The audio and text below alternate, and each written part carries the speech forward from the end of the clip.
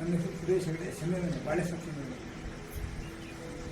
ನಾನು ನವೆಂಬರ್ 24ರಲ್ಲಿ ಅಶ್ವಥ್ ಹೆಗಡೆ ಅವರು ನಮ್ಮ ಊರಿಗೆ ಬಂದಿದ್ದರು. ಈ ಕಾರ್ಯಕ್ರಮ ಶುರುವಾಗಿ ನಾನು ಅವರದ್ದು ಒಂದು ಮಾತು ಕೇಳಿದೆ. ಫಸ್ಟು ಡಯಾಬಿಟಿಸ್ ಅಂದರೆ ಇದೊಂದು ಲಾಬಿನ ಅಥವಾ ಏನು ನಿಜವಾಗಿ ಡಯಾಬಿಟಿಸ್ ಮುಂದೆ ಹೇಗೆ ಎಲ್ಲ ಕೇಳಿದ್ರು.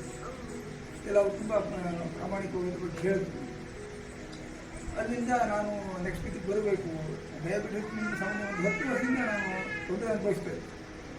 ತುಂಬ ಸುಸ್ತಾಗುತ್ತೆ, ಕೆಲಸ ಮಾಡಲಿಕ್ಕೆ ಆಸಕ್ತಿ ಇಲ್ಲದೆ ಇರುವುದು, ಈ ಥರ ಆಗಿತ್ತು. ಮತ್ತು ತೂಕನೂ ತುಂಬ ಜಾಸ್ತಿ ಇತ್ತು. ನಂತರ ನಾನು ಇಲ್ಲಿ ಬಂದು ಸೇರಿ ಫಸ್ಟು ಒಂದು ತಿಂಗಳು ನಾನು ನೋಡುವ ಇದು ನನ್ನ ಆಗುತ್ತೆ ಇಲ್ವಾ. ಯಾಕೆಂದರೆ ನಮ್ಮ ಆಹಾರ ಪದ್ಧತಿಗಳು ದಿನನಿತ್ಯ ನಾವು ರೂಢಿ ಮಾಡಿಕೊಂಡಿರೋದೇ ಬೇರೆ, ಇಲ್ಲಿ ನಾವು ಮಾಡ್ಕೊಳ್ಳೋದೇ ಬೇರೆ. ಮತ್ತು ಎಲ್ಲ ನಾವು ಹಳ್ಳಿಯಲ್ಲಿ ಇರೋದಕ್ಕಾಗಿ ನಮಗೆಲ್ಲವೂ ಅವೈಲೇಬಿಲಿಟಿ ಆಗೋದಿಲ್ಲ. ತರಕಾರಿಗಳು ಪ್ಯಾಟಿಗೆ ಬಂದೇ ತೊಗೊಂಡ್ಬೇಕು. ಇದೆಲ್ಲ ಸಮಸ್ಯೆ ಇದ್ದಕ್ಕಾಗಿ ನಮಗೆ ಆಗುತ್ತೆ ಇಲ್ವಾ, ಆದರೂ ಒಂದು ಪ್ರಯತ್ನ ಮಾಡುವ ಅಂತ ಹೇಳಿ ಮಾಡಿದೆ. ಒಂದು ತಿಂಗಳಲ್ಲೇ ನನಗೆ ರಿಸಲ್ಟ್ ಬಂತು. ಸಾಮಾನ್ಯ ಒಂದು 180, 220 ಈ ಥರ ಇತ್ತು ಶುಗರ್ ಅವಾಗ ಟೆಸ್ಟ್ ಮಾಡಿದಾಗ. ಹಾಗೆ ಮಾತ್ರ ತಗೊಳ್ತಾ ಇದ್ದಾಗಲೇ ನನಗೆ ಅವ್ರದ್ದು ಏನೋ ಆಗಿದೆ ಪ್ರಿಸ್ಕ್ರಿಪ್ಷನ್ ಇದೆಯಾ ಅದಕ್ಕಿಂತ ಕಡಿಮೆನೇ ಬಂತು.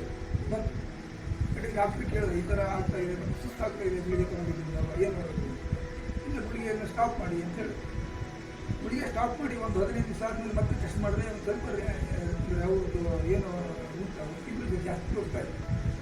ಕಡೆ ಮತ್ತೊಂದು ಅರ್ಧ ಗುಳಿಗೆ ತೊಗೊಳ್ಳಿಕ್ಕೆ ಇಲ್ಲಿ ತೊಗೊಳ್ಬೇಕು, ಬಿಡುಗಡೆ ಕೊಟ್ಟಿರ್ತಾರೆ. ಅದು ತೊಗೊಳ್ತಾ ಇದ್ದೇನೆ. ಇನ್ನು ಟೆಸ್ಟ್ ಮಾಡಿಲ್ಲ, ನೆಕ್ಸ್ಟ್ ಟೆಸ್ಟ್ ಮಾಡಬೇಕು. ಆದರೆ ನನಗೆ ಸಾಮಾನ್ಯ 70 kg ಇದ್ದೆ ನಾನು. ಈಗ 58-59 kg ನಾನು ಬಂದಿದ್ದೀನಿ.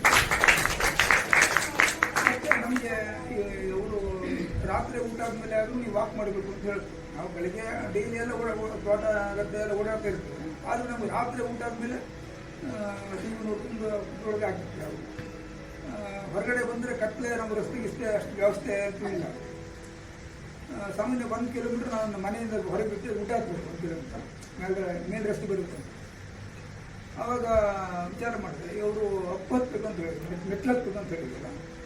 ಸೊ ಏನು ಮಾಡಿದೆ, ನಾನು ದಿನ ರಾತ್ರಿ ಟಿಫನ್ ಇದು ಊಟ ಮುಗಿಸಿ ಸೀದಾ ನಾನು ಬ್ಯಾಟ್ರಿ ತೊಗೊಂಡು ಊಟ ಹಾಕಲಿಕ್ಕೆ ಮಾಡಿದೆ.